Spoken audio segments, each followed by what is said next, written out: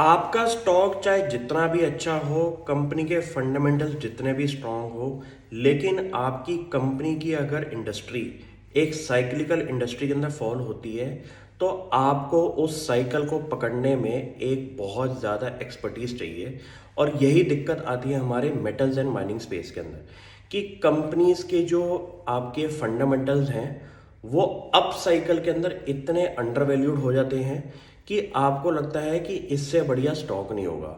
लेकिन जैसे ही सर्कल आपका साइक्लिकल का जो है वो उल्टा पड़ता है और डाउन साइड में पूरा का पूरा सेक्टर आता है, तो वही कंपनीज आपको एक ऐसी ड्रॉडाउन दिखाती है अपने फाइनेंशियल रिजल्ट्स के अंदर कि आप हैरान हो जाते हैं कि ऐसे रेवेन्यू के अंदर भी कंपनी अपना प्रॉफिट के अंदर डिक्लाइन क्यों दिखा रही है।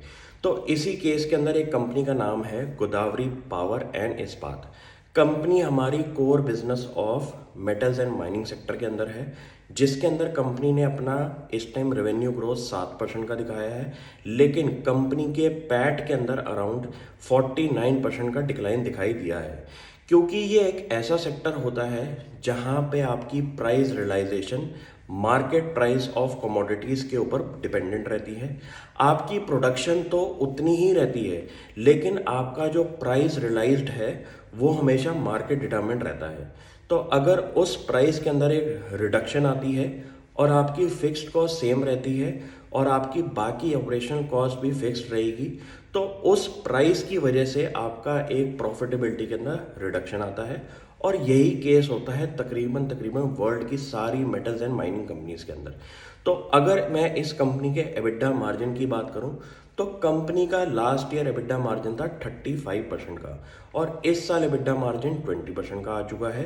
कंपनी का प्रॉफिट आफ्टर टैक्स जो है वो अभी भी अराउंड 700 करोड़ का है और कंपनी की मार्केट कैप हमारी 5000 करोड़ से ऊपर की है। ऐसी कंपनीज जो अभी भी लेस देन 10 की पीई पे है, उन पे अगर नज़र आपको बनानी है तो सबसे पहले आपको थोड़ा सा इंडस्ट्री के बारे में पता होना ज़रूरी है कि इंडस्ट्री अगर डाउन साइकिल में चल रही है तो इन स्टॉक्स के अंदर फर्दर प्रॉफिट आफ्टर टैक्स के अंदर डिक्लाइन ज़रूर दिखाई देगा। तो ऐसे सेक्टर्स में इन्वेस्टमेंट करने से पहले थोड़ी सी इंडस्ट्री की नॉलेज ज़रूरी होती है पढ़नी। अब कंपनी की अगर मैं बाकी फाइनेंशियल एस्पेक्ट्स की बात करूं, तो ये एक ग्रेड 1 कंपनी मेरे हिसाब से लगती है, क्योंकि कंपनी ने अपना पूरा का पूरा डेट ख़त्म कर दिया है। कंपनी कैश पॉजिटिव है और कंपनी की बैलेंस शीट में इस टाइम 800 करोड़ का कैश पड़ा हुआ है। तो कंपनी की सबसे बेस्ट पार्ट मुझे ये लगा कि कंपनी ने अपने अप साइकिल के अंदर अपने मार्जिन्स के अंदर बहुत बड़ा इंप्रूवमेंट दिखाया है, जो कि 35% का margin metals and mining sector के अंदर एक ग्रेड ए कंपनी मानी जाती है। उस टाइम के अंदर कंपनी ने अपना डेट मैसिवली रिड्यूस किया, कंपनी कैश पॉजिटिव आई और जब कंपनी का बुरा वक्त शुरू हुआ तो कंपनी के पास डेट रिपेमेंट की दिक्कत नहीं थी। तो इसी वजह से कंपनी अभी भी लेस देन 10 की पी पे है, क्योंकि कंपनी के फाइनेंशियल एट्रीब्यूट्स जो हैं वो इस टाइम फिलहाल नेगेटिव इंडस्ट्री के अंदर भी बहुत बढ़िया चल रहे हैं। कंपनी ने अपने अच्छे टाइम के अंदर कैश बायबैक भी किया। 250 करोड़ के बाईबैक के बाद मुझे लगता है कि कंपनी की स्ट्रैटेजी बहुत बढ़िया है कि कंपनी जब अच्छे फाइनेंशियल रिजल्ट्स दिखाती है तो कंपनी एक छोटा सा बायबैक भी करती है शेयर होल्डर कम्युनिटी के लिए। और ऐसे बायबैक्स अगर रेगुलर इंटरवल्स पे दिखाई दें तो मुझे लगता है कि एक अच्छी कंपनी की पहचान होती है।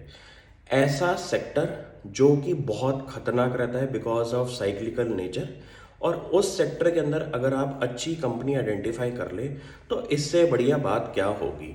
मुझे लगता है कि इस कंपनी में दम है, लेकिन ये कंपनी एक मिड कैप स्पेस के अंदर है जहां पे आपको कैश फ्लो फ्रॉम ऑपरेशंस पे भी ध्यान देना है, क्योंकि कंपनी के पिछले साल के कैश फ्लो फ्रॉम ऑपरेशन थे 1300 करोड़ के और इस साल कंपनी का कैश फ्लो फ्रॉम ऑपरेशंस जो है वो 900 करोड़ का है।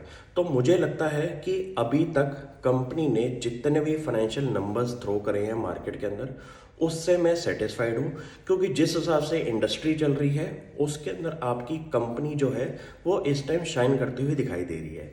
तो मैं इस कंपनी में काफ़ी टाइम से स्टडी कर रहा हूँ और आगे भी मुझे लगता है कि कंपनी का फ्यूचर ब्राइट है। Thank you.